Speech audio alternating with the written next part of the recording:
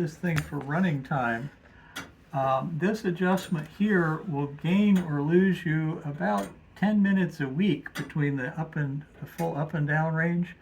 And that's more important for temperature control because the clock will run faster or slower based on temperature.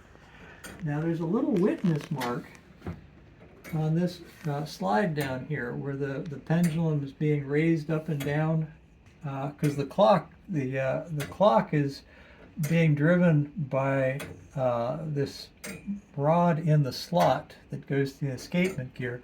The reason you can kind of lengthen the pendulum without moving anything is because of that slot.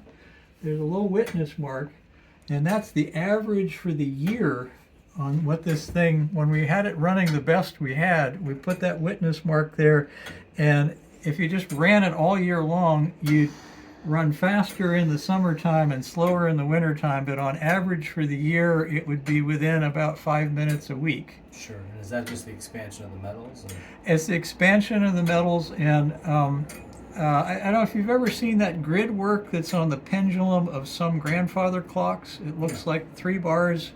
The reason they do that is that 2 bars are iron and the other 3 bars are brass, and between the different expansion rates of the iron and the brass, it makes the pendulum the same length no matter what the temperature is. Oh, wow.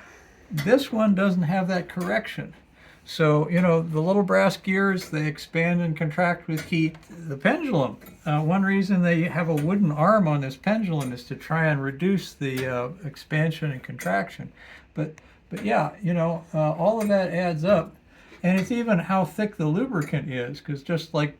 Different viscosities. Yeah, if it's 50 degrees up here in the wintertime, it's going to run slower than when it's 95 degrees.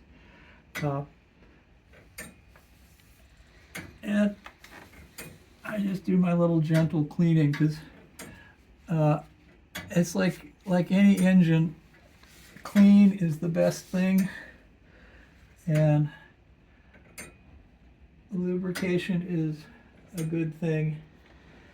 You've got this differential here, which is what drives all the 4 faces. Mm-hmm. Okay. You've got to occasionally get a little oil on the bearings in the differential. I mean, I just ran my finger around there and look at the color of the oil. Yeah, that probably hasn't been flushed out in a while. So just a couple of drops. Give it a couple of minutes and then wipe it down. Whatever. What is the correct oil to use? Well, this is clock oil. Oh, you've got empties here. It gets different names, brain lube, whatever. Okay. But they sell it online as lubricating oil for clocks, and it's why it has this little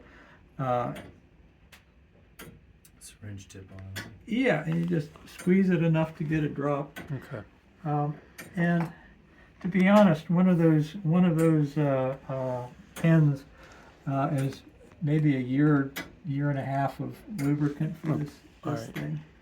So I think there's a couple on your side because prior Guardians have. This is what you guys get to. You should have T-shirts, Guardian of the Clock. Yeah, we should. The other term you'll hear used occasionally with some snickering is horologist, because H-O-R-O, horo, is time in Greek, so horologists are clock people. Okay. Don't have your wife or girlfriend hear you say that, yes, I've taken up horology. The worst part is both of our wives are vastly smarter than us. Mm. Well, it's sort of usual.